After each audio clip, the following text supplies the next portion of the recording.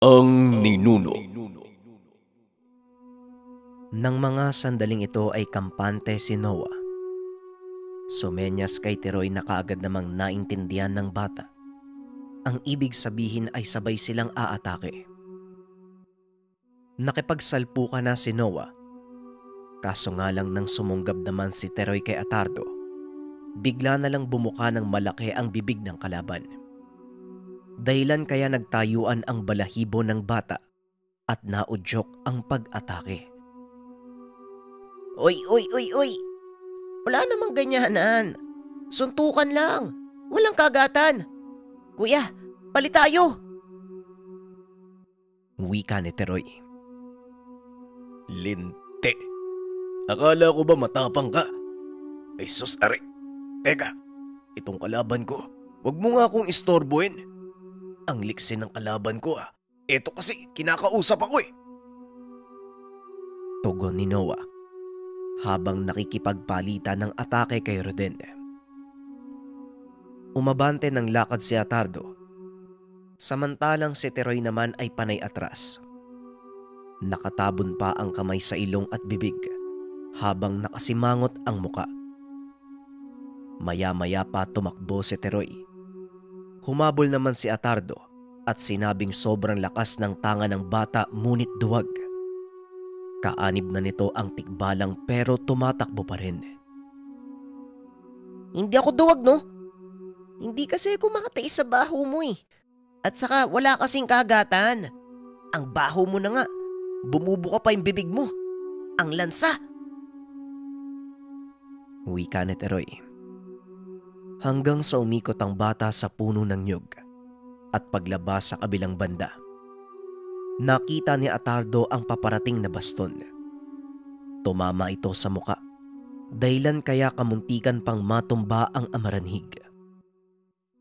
Pag-angat ng tingin ni Atardo, nasa gilid na si Teroy. Ginamit niyang pangsakalang baston at inilagay sa leeg ni Atardo. Buong lakas na hinila kaya napatihaya ang kalaban. Walang tigil na pinagtatadyakan ni Teroy ang muka. Habang si Atardo naman patuloy sa pagpupumiglas. Samantala habang napapalaban si Noah, nagalit siya kay Teroy dahil tila hindi seryoso ang bata sa pakikipaglaban. Bagaman may pagbabago sa ugali, ngunit hindi pa rin nawawala ang pagiging maarte. Gusto man itong sabihan ni Noah, ngunit wala siyang pagkakataon dahil malakas din si Roden.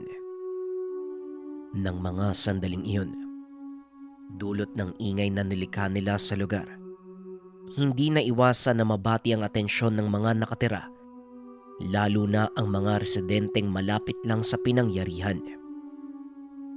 May iilan pang lumapit at makikita sa muka ang pagtataka na may halong pag-aalala. May nagtangka pang umawat, ngunit nang makita ang napakapangit na mukha ni Atardo, umatras ang residente. Tumakbo ang mga ito at sumigaw ng demonyo. Naalarma naman si Noah. Alam niya sa sarili na ang kasunod ng pagkabulabog ng mga residente, may kapulisan na magdadatingan. Kung kaya naman, dito na sinagad ni Noah ang kanyang tangan. Marami siyang binitawang kataga at naging agresibo. Naramdaman ni Roden ang pagkarga ni Noah kaya hindi ito nagpadaig. Ganun na lang ang pagkagulat ni Noah. Inangat ni Roden ang gamit. Nakita niya ang nakapulupot sa bewang na pulang tela na may mga kataga at marka ng perspiko. Napabitaw ng mabigat na salita si Noah sapagkat alam niya ang gamit. Ito ay pinaghalong orasyon na buhay na salita at may timpla pa ng buhay na trespiko. Napahinto si Noah at tinitigang mabuti ang kinikilos ni Roden. Nakita niya na hinubad nito sa bewang ang pulang tela at binalot sa kamao. Lagot na. Kaya pala halos pantay lang kami ng lakas. Pero hindi hamak na mas mabisa at maraming kayang ibigay ang tangan niya. Anong gagawin ko?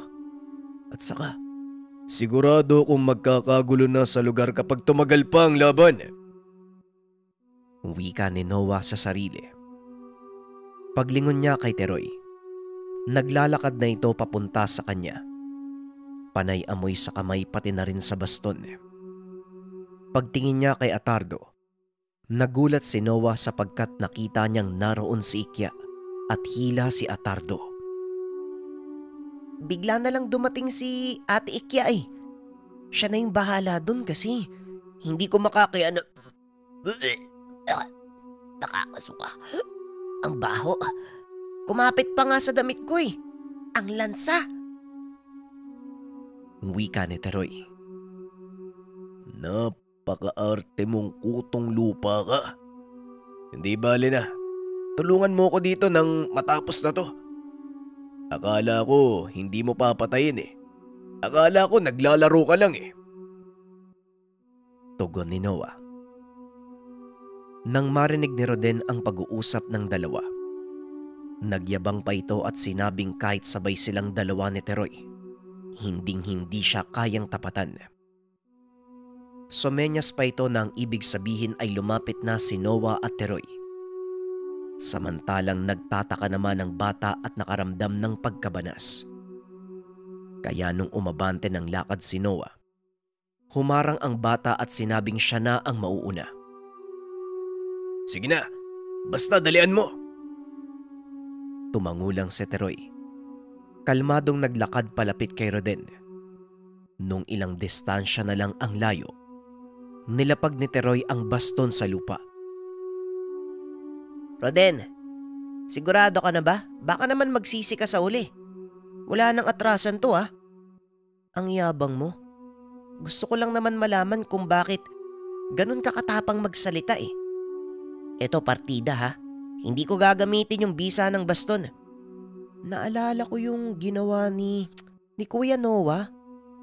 Dati yun eh kay Sarong. Kuya, ano bang tawag doon? Pustahan? Oo, pustahan. Basta subukan ng tibay ng katawan. Ganito ha, susuntukin kita. Huwag kang gagalaw. Kapag hindi ka natumba, ikaw naman yung susuntok sa akin. Ano, ayos ba yun sa'yo? Wika ni Teroy. Linti na kutong lupa talaga to. Oh. Huwag mo nang patagalin anak na... Bahala ka nga dyan basta kapag nagkagulo, iiwan talaga kita. At saka, huwag mo ngang iiwala yung baston mo. Ay, naku talaga di nakikinig. Iniwan talaga. Lumapit pa. Wika ni Noah. Samantalang si Roden, tila ba nasiyahan sa gustong mangyari ng bata. Binaba nito ang kamay at tinanggap ang hamon ni Teroy. Hindi nagsasalita si Teroy. Ginaya niya ang galawan ni Noah na kalmado lamang. Hanggang sa ilang distansya na lang, dito nag-amba ng pagsuntok ang bata. Ganon na lang ang pagkataranta ni Roden nang mapansin ang kakaibang imahe sa likod ng bata. Nakita niya ang 3 tikbalang na nanlilisik ang mga mata habang nakatitig sa kanya. Bigla na lang kumaripas ng takbo si Roden. Nagtaka naman si Noah sa pangyayari. Batay sa reaksyon ni Roden, tila ba nakakita ito ng sobrang nakakatakot at bigla na lamang nataranta. Habang si Teroy, napakunot ang muka. Nagtataka din sa nangyari kay Roden.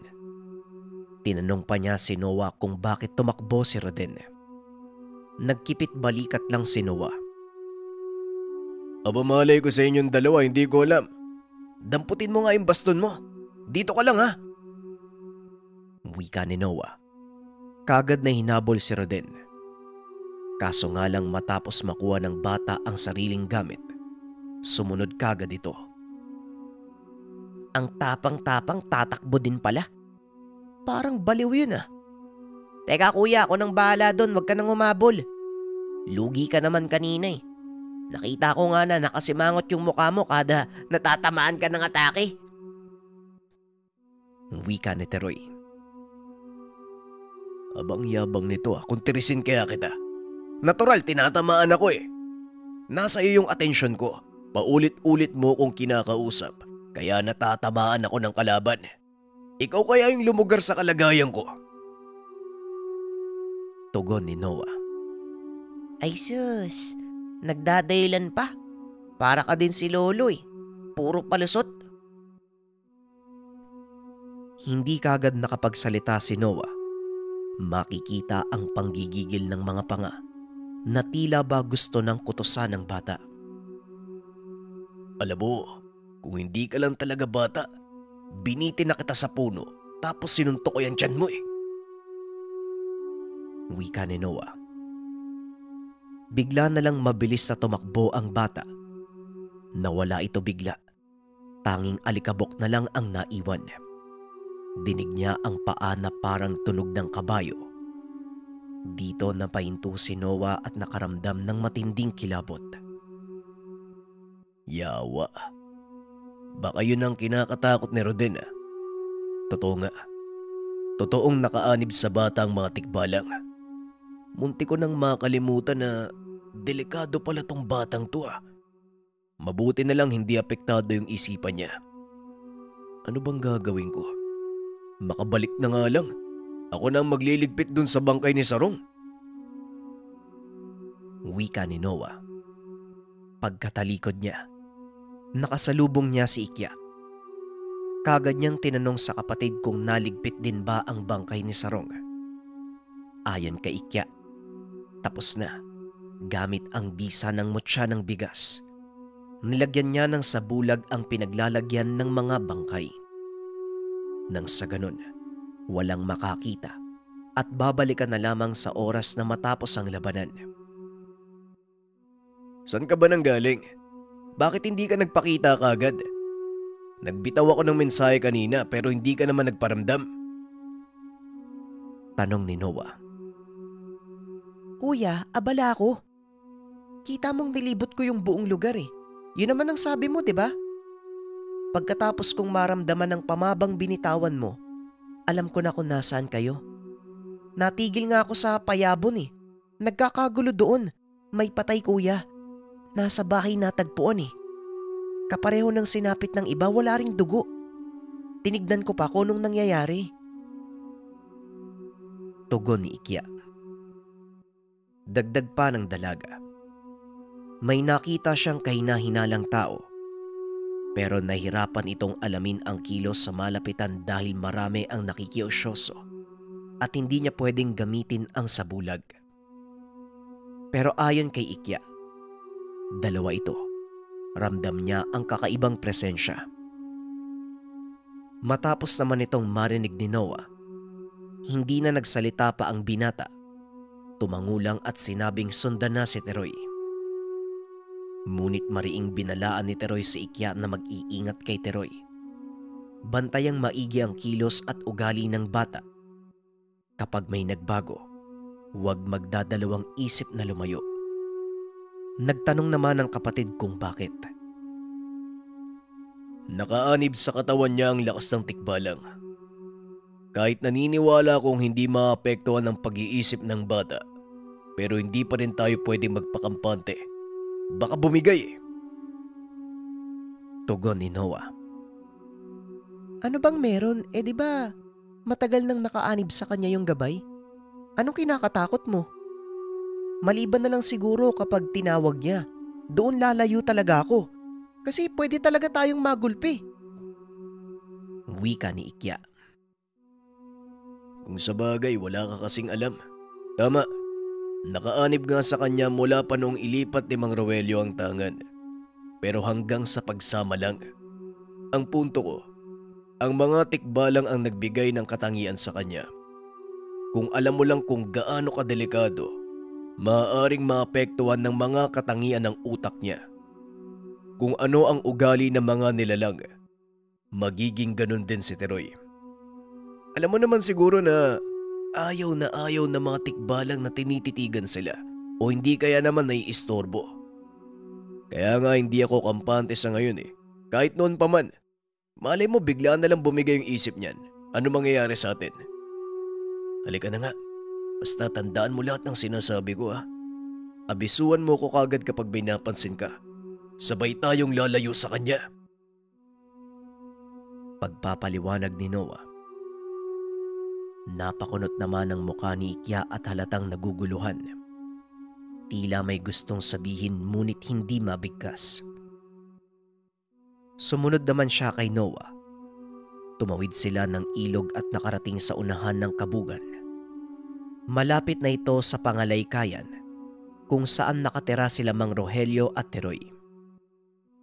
Maya-maya pa nakita nila sa unahan ng bata. Nakatungtong sa bato habang nasa harap ng masukal na damuhan. Nagtataka man ang magkapatid ngunit lumapit ang mga ito. Habang papalapit bumungad sa kanila ang nakataob na katawan ni Roden. Bali ang kamay at paa.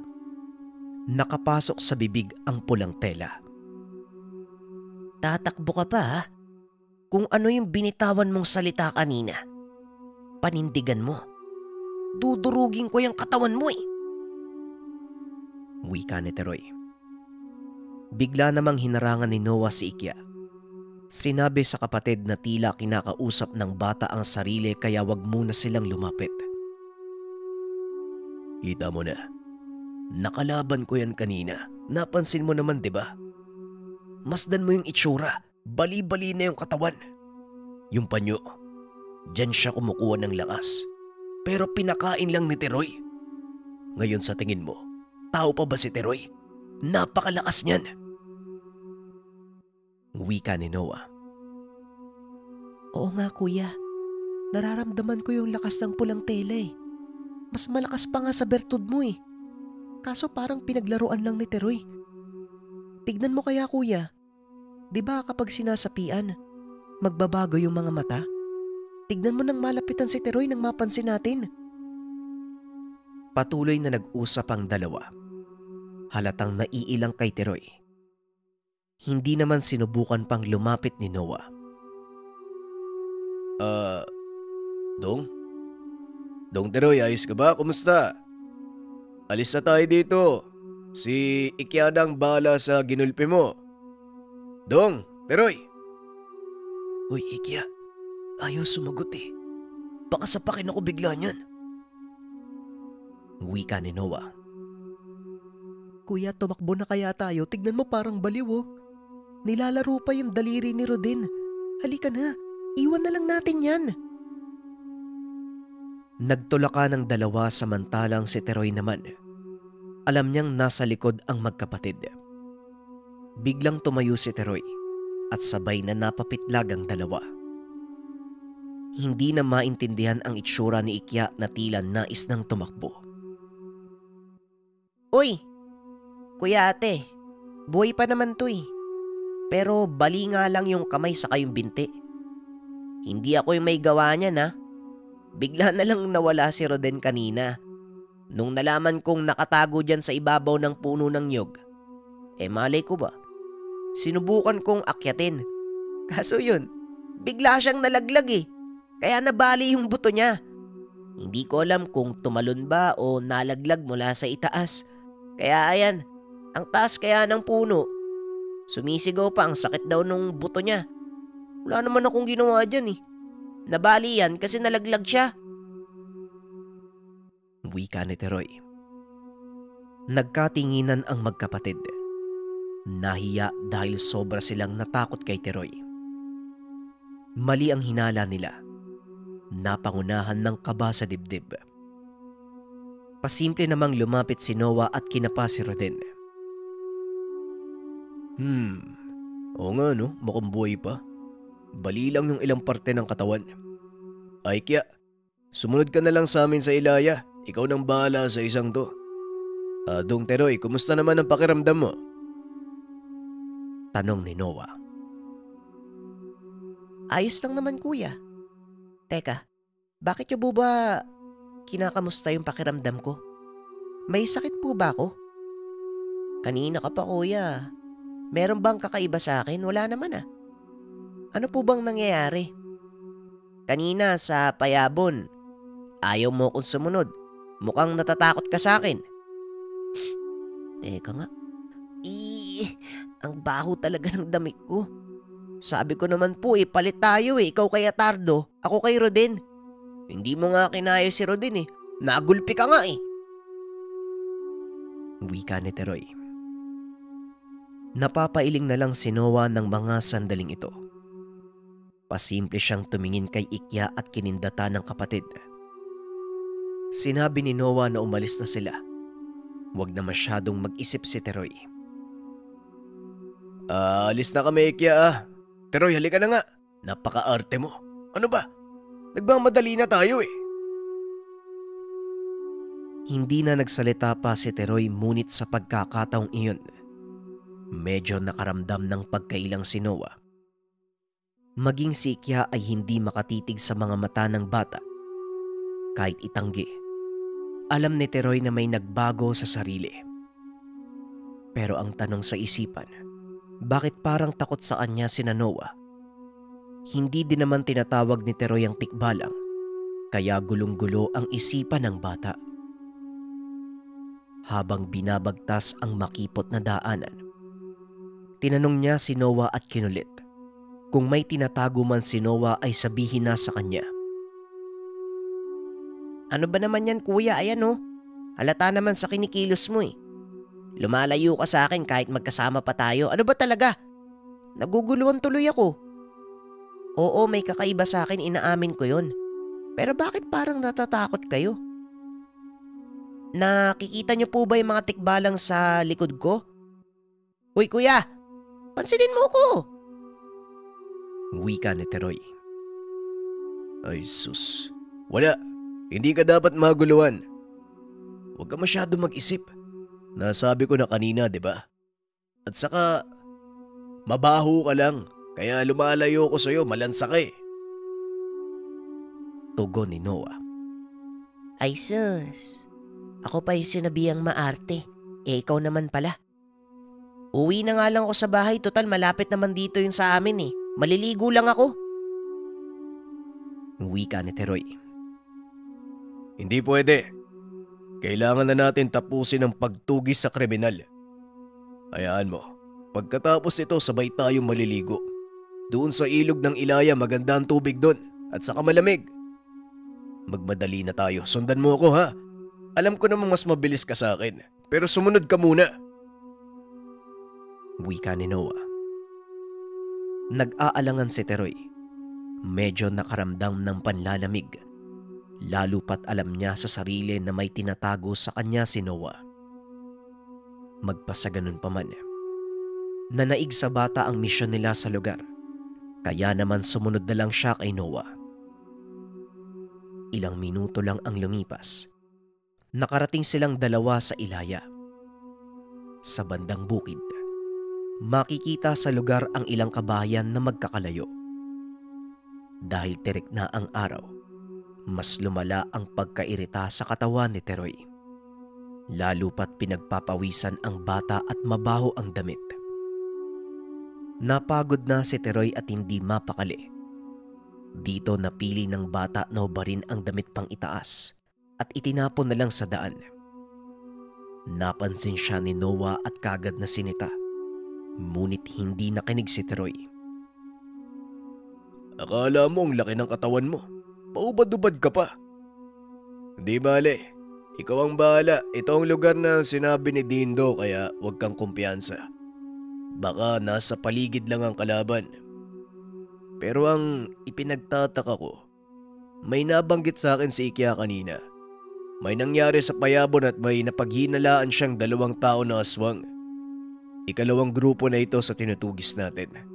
Kaya malamang sa malamang, may ibang taktika sila sa pagpatay. Hoy, nakikinig ka ba sa akin? Hoy Dong, Teroy! Wika ni Noah. Biglang naging seryoso ang mukha ng bata. Habang naglalakad, napakalayo ng tingin at tila malalim ang iniisip. Hanggang sa muling tinawag ni Noah ang bata at dito nagsalita si Teroy. Narinig kita kuya pero ang ingay mo. May pinapakiramdaman ako eh. Doon oh, yung bahay na yon. Bigla na lang pumasok sa bahay yung mga tao eh. Napansin ko parang natatakot. Wika ni Teroy. Ganun ba, teka? Siguro natural lang na matakot yung mga residente. Lalo na't nabalitaan nila ang pagkamatay ng ilang mga tao. Kaya kung makakita sila ng hindi kakilala, matatakot talaga yan. Wika ni Noah. Tama ka naman kuya. Pero hindi sa atin nakatingin eh. Sa iba. Alam kong hindi tayo ang dahilan kung bakit sila natatakot. May iba. Doon sa likod ng bahay. Habang papalapit sila sa lugar, maiging pinagmasdan ni Noah ang paligid ng tahanan. Wala namang kakaiba. Wala rin siyang naramdamang presensya ng aswang o anumang enerhiya na galing sa taong may tangan. Ilang segundo lang ay pasimpleng lumapit si Noah sa likod ng bahay, habang si Teroy ay nanatili sa gilid ng kalsada. Tinititigan pa ang ilang kabayan. May nakita na iilang tao sa unahan, ngunit wala namang kakaiba sa mga ito. Subalit hindi nagpakampante ang bata. Alam niya sa sarili na magaling sa panlilin lang ang mga kalaban.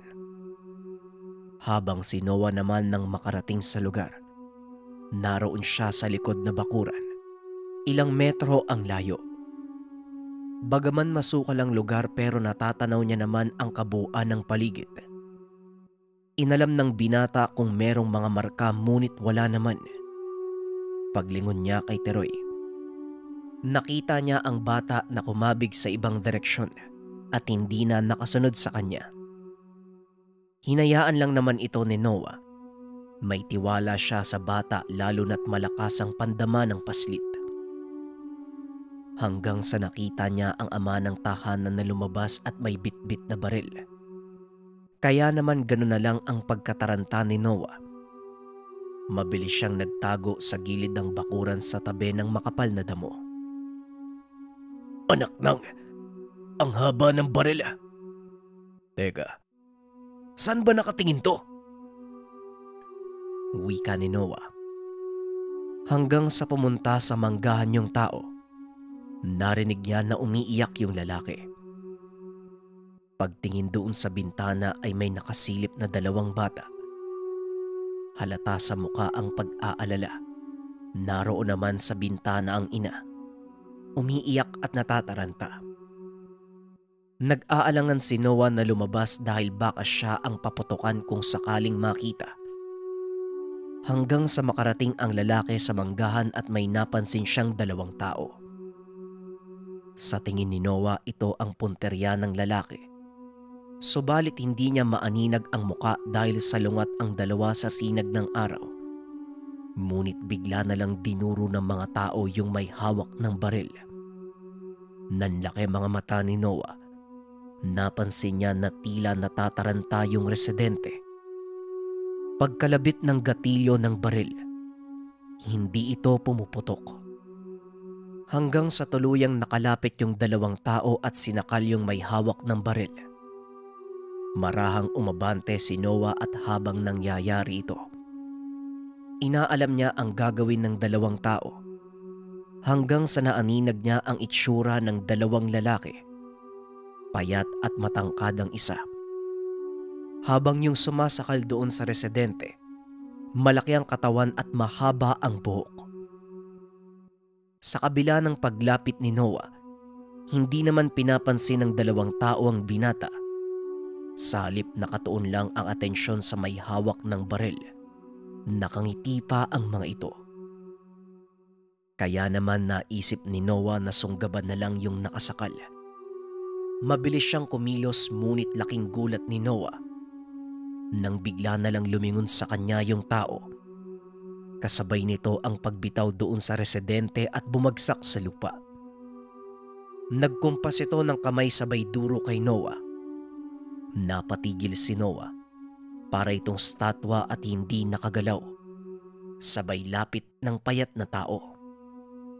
Pasyo, ito na ata ang nabanggit ni Atardo Noah ang pangalan mo, di ba? Ako nga pala si Theodore.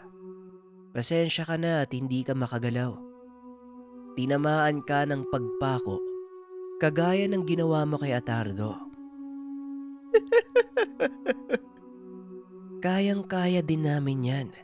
Hindi lang partikular sa mga masasamang nilalang kagaya ng aswang. Pwede mo ring gamitin ora mismo sa tao. Ano sa tingin mo, binata? 'Di ba? Hindi hamak na mas malakas ang kaalaman namin kumpara sa'yo. Lalo na itong kasama kong si Pasyo. Total, wala ka din namang magagawa. Mabuti na yung malaman mo ang pangalan namin kahit papano.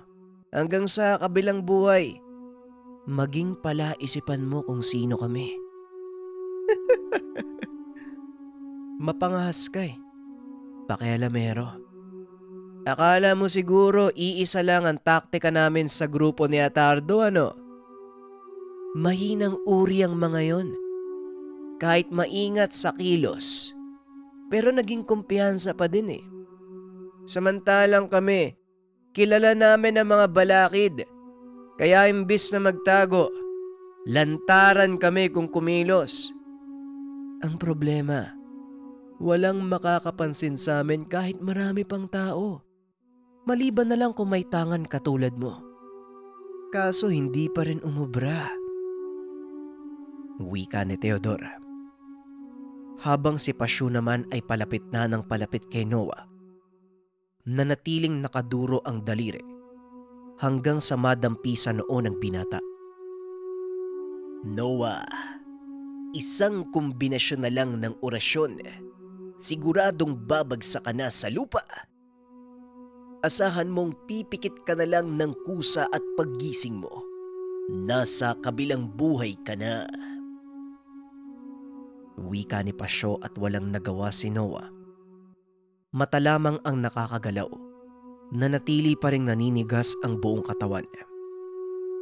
Habang nangyayari ito, lumabas ng tahanan ng pamilya nang makita ang ama na nakahandusay sa lupa. Sumigaw ang dalawang bata habang yung nanay naman nahimatay na lang bigla na tila ba hindi nakayanan ang tensyon. Sobrang nagtataka noon si Noah sapagkat may mga kapitbahay naman ngunit tila wala lang ang nangyayari. Sa katunayan, may nakita pa siyang tao na napadaan sa kalsada at napaka-imposibleng hindi mapansin ang kaguluhan sa lugar, lalo na ang pagsigaw ng mga bata. Muli namang nagsalita si Teodora at sinabing hindi siya nagsisinungaling dahil nakikita naman ni Noah na walang responde sa kabila ng kaguluhan. Dagdag pa ni Teodora, isa itong uri ng panlilinlang na galing sa bisa ng kanyang tangan na kung tawagin ay lamat. Kagad pumasok sa isipan ni Noah na baka naapektuhan din si Teroy ng sinasabing lamat dahil kapag naramdaman ng bata na nasa peligro siya, siguradong naroon ito kagad sa lugar. Kaso nga lang ng mga sandaling iyon, tila nawawala na ng pag-asa si Noah. Hanggang sa nag-usal na si Pasyo at dito nanlaki mga mata ni Noah sapagkat alam niyang nagbibitaw ito ng pangpatay. Pinikit na lamang ni Noah ang mga mata. Inisip na lamang ang mga panahong kasama ang pamilya. Tumulo na din ang luha sa mga mata ng binata. Maya-maya pa, habang patuloy sa pag-uusal, padiin ng padiin ang daliri ni Pasyo. Oy kuya, andito ka lang pala eh. O teka, ano to? Hoy, anong ginagawa mo? Kuya? Kuya? Bakit hindi ka gumagalaw? Pansinin mo ko kuya, kanina pa kita hinahanap eh. 3 oras na ako naglilibot dito. Akala ko nga iniwan mo na ako eh. Tignan mo yung itsura ko. Ang dumi ko na oh. Wika ni Teroy. Nakita ng bata ang pagtataka sa mukha ni Noah. Hanggang sa napansin ng binata na nakakagalaw na siya. Pag-angat ng tingin, wala na si Teodor at Pasyo. Wala na rin yung lalaking may hawak ng baril, maging yung mga batang nag-iiyakan at yung nanay na nahimatay. Wala na sa lugar. Napatulala si Noah Kinamot ang ulo habang iniikot ang tingin sa buong paligid. Hindi mo nakita? Nandito sa harapan ko mismo. Nandito ang kalaban kanina. Kamuntikan pa ako mapatay.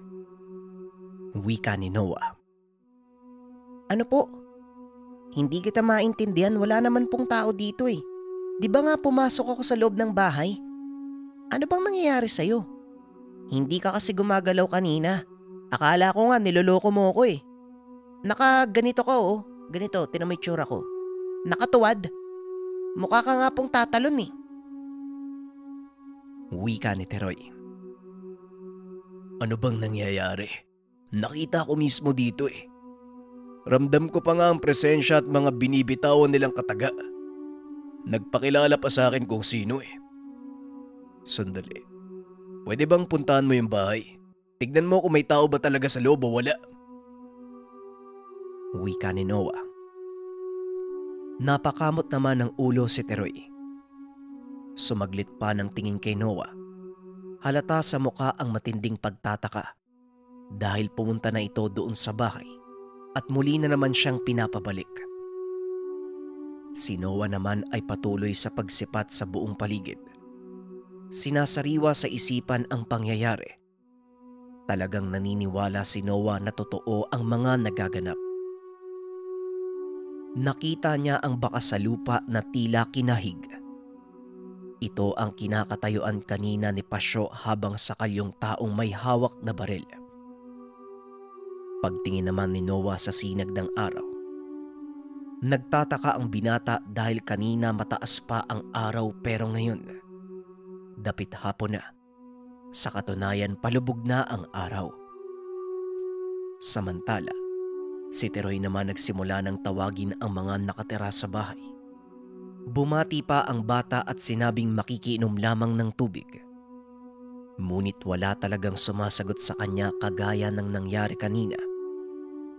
Kaya pumatong na sa bangko si Teroy at doon sinilip ang buong tahanan hanggang sa likuran.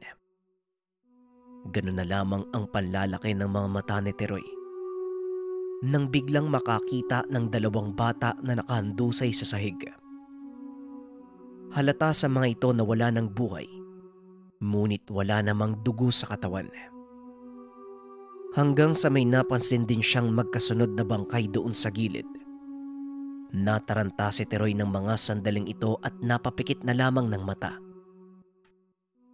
Wala naman to kanina. Nahuli ata kami ha. Naunahan kami. Kuya, dito dalian mo. Bilis. Ano ba ginagawa mo dyan? Tignan mo to. Wika ni Teroy. Nang marinig ito ng binata, nagulat si Noah sa reaksyon ni Teroy. Alam niya sa sarili na may hindi magandang nakita ang bata. Nagmamadaling lumapit si Noah at pagsilip sa bintana. Napabitaw na lamang ito ng mabigat na salita. Nagdabog si Noah at sinuntok ang lupa. Yawa! Sobrang galing ng kalaban. Sinabi ko naman sa'yo na may nangyari kanina. Ngayon alam ko na. Lamat nga ang ginawa nila. Nasa loob ako ng lamat, akala ko sandali lang eh. Ilang oras na palang lumipas. Habang nangyayari yun sa akin, isinasagawa na ng kalaban ang pakay nila. Naniniwala ako na abutan natin sila pero nagawa tayong linlangin. Sige Teroy, ikutin mo pa yung ibang parte ng bahay. Baka hindi lang sila yung patay. Wika ni Noah. Marahan niyang hinawakan ang dalawang paslik doon sa sala. Nagulat si Teroy dahil humihinga pa ang mga ito at parang natutulog lamang. Kaya bahagyang gumaan ang pakiramdam ni Teroy. Paglapit niya doon sa mga magulang ng dalawang paslit, buhay din ang mga ito. Subalit may bakas ng dugo na galing sa tatay. Nakita ni Teroy na maputla at nangingitim ang labi. Paghawi niya sa ulo, doon niya nakita na may butas ito sa leeg. Kuya, buhay pa yung dalawang bata sa kayong nanay. Pero yung tatay nila parang patay na eh. Tignan mo kuya. Wika ni Teroy. Oo nga linti. Mabuti na lang isa lang ang namatay. Dalian mo, lumabas ka na dyan. Baka tayo mapagbintangan eh. Sumunod ka na sa akin. Ano ba kasing klaseng paraan yung ginawa ng kalaban? Tugon ni Noah. Lumabas kagad si Teroy. Tumakbo sila ng mabilis papunta sa manggahan. Hanggang sa nanlaki mga mata ni Noah nang mapansin ang baril na nasa gilid ng isang puno. Ito yung hawak ng tatay habang sakal ni Pasyo. Bakit kuya? Ano pong meron? Tanong ni Teroy. Kumpirmado. Nangyari talaga ang lahat kanina.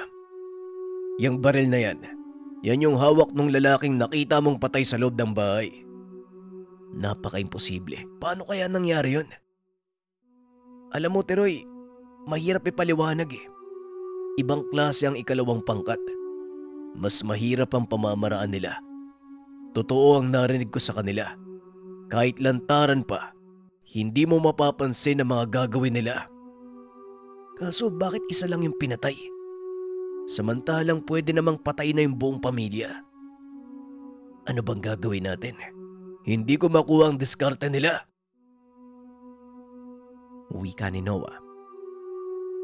Hindi naman kagad nagsalita si Teroy.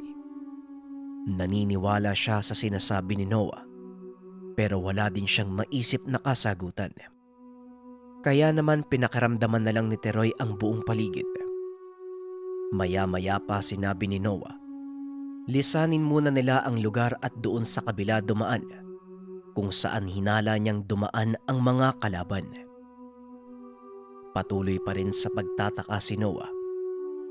Maigi niyang pinag-isipan ang mga nangyayari hanggang sa naalala ang sinabi ni Lolo Carlos bago pa mailipat sa kanya ang tangang dignum na ginawang San Benito. Ayon dito, ang katangian nilang mag-anak na nahanay sa mga biyasang antingero, likas sa kanila ang karunungang pagmamanipula. Paano basahin ang isip ng tao? Paano paglalaruan ang mga malakas na may tangan? At paano kukontrahin ang kalaban kung sakaling may kaparehong pagmamanipula at panlilinlang? Sandali nga, Teroy. Hoy, sandali, may naisip ako. Wika ni Noah. Ano ba yun kuya? Kung hindi natin mahuhuli ang kalaban, umuwi na lang tayo. At saka, napakabaho ko na eh. Tugon ni Teroy. Hindi tayo uuwi. Makinig ka.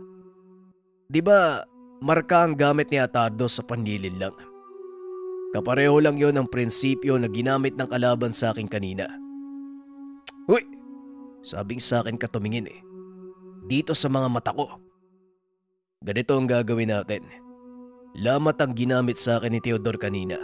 Ang ganitong pamamaraan, pareho lang sa ginagawa ng lolo mo na kumukuha ng lakas sa kalikasan.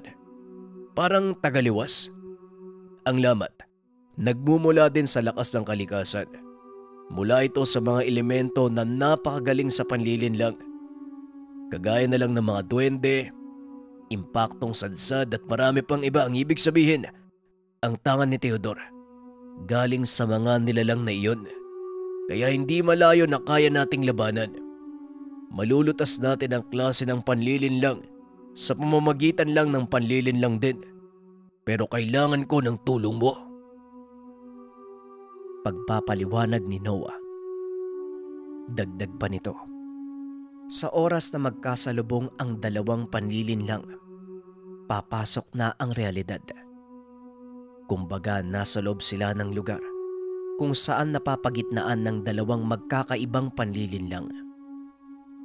Pero sa pagkakataong iyon, kung ano ang nakikita nila, yun na ang katotohanan dahil kapwa na sila nakapasok sa dimensyon ng mahika. Teka, sa bagay, hindi pa tayo nakakakain eh. Tama? Kuya, gutom lang yan. Kung ano-ano yung sinasabi mo eh. Malapit nang maggabi oh. Wika ni Teroy. Isa na lang. Isa na lang. Pati ako dinadali mo eh. Babatukan talaga kita. Ibahin mo ako sa lolo mo ah. Talagang sasaktan kita. Makinig ka muna. Kaya kong gumawa ng panlilin lang. Dahil ito ang pamamaraan ni Lolo Carlos. Pero hindi kasing lakas kagaya ng nangyari sa akin kanina. Kapag nagtulungan tayo, magagawa nating tapatan ang kanilang salamangka. Siguro may kaunting agwat pero kahit papano may laban na tayo. Sa panlilin lang na kontra panlilin lang na gagawin natin, maaaring mabasag natin ang pamamaraan ng kalaban. Isang halimbawa dyan ang malaking bote na may malabong salamin. Kapag pumasok ka doon, kahit nakikita kita, hindi naman malinaw, di ba? Isang uri ng ilusyon. Pero kapag pumasok ako, makikita ko na ang tunay mong itsura. Yun ang punto kung bubuit ka at hindi pa ako gutom. Dahil malakas ang hatak ng gamit mo sa mga lamang lupa, kailangan ko ang tulong mo para maisakatuparan ng panlilinlang. Kailangan ko ng pahintulot sa mga nilalang at ikaw ang magiging daan, Teroy. Kagaya ng ginawa ng lolo mo at lolo ko dati nung napalaban sila sa magaling at biyasang rebelde. Pagpapaliwanag ni Noah. Sigurado ka ba dyan? Talaga lang ah. Teka nga, patingin nga ng mga mata mo. Oh, maputla na yung mukha mo eh. Wika ni Teroy. Teroy, hindi ako nagbibiro. Totoo ang lahat ng ito. Babato ko na talaga kita eh. Magseryoso ka. Nakikita mo yung lugar na to. Nandito ang mga kalaban at nagtatago lang. Napansin mo yung mga tao sa tabi ng daan, di ba? Parang wala lang sa kanila. Samantalang yung nangyayaring kaguluhan at pagpatay, sobrang brutal. Ang ibig sabihin, nasa loob tayo ng malaking salamangka at hindi pa rin tayo nakakawala. Sigurado ako, nandito ang mga kalaban. Wika ni Noah. Sige po, naniniwala na po ako. Malakas ang hatak ng baston sa mga nilalang, hindi ba? Sige, tatawagin ko yung 3 tikbalang. Tugon ni Teroy. Linti kang bata ka. Alam mo naman ang mangyayari kapag ginawa mo yun. Tignan mo oh. Dapit hapon na, malamang pwede na silang lumabas. Gusto mo ba akong mamatay? Kausapin mo lang. Sabihin mo, hihingi ka ng tulong para payagan tayo ng mga nilalang na nakatira dito.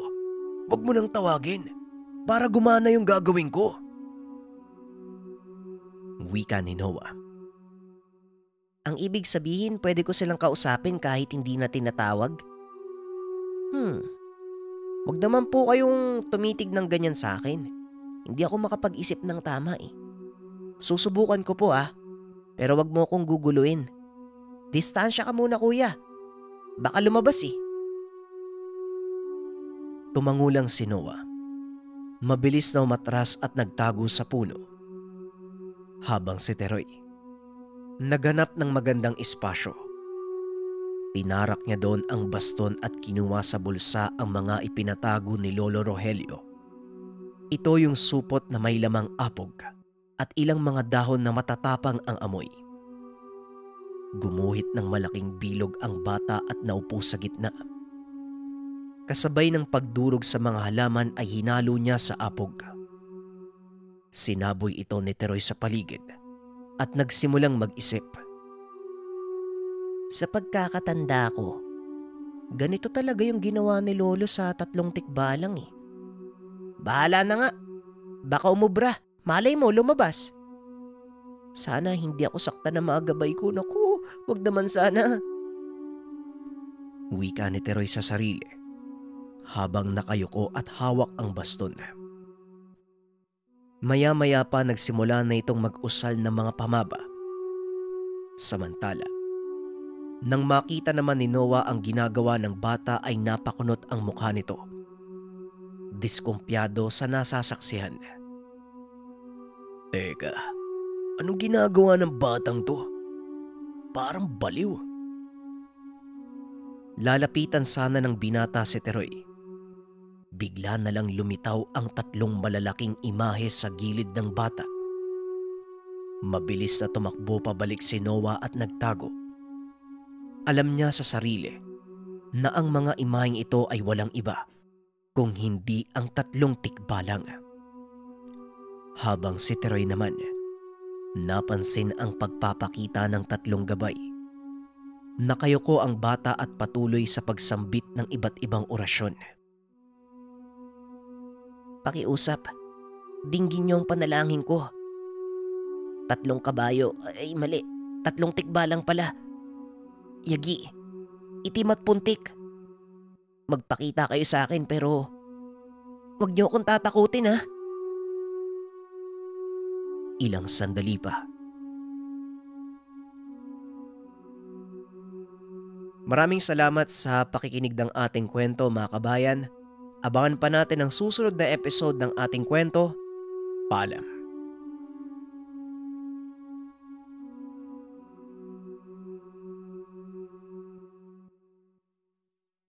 Ang Ninuno.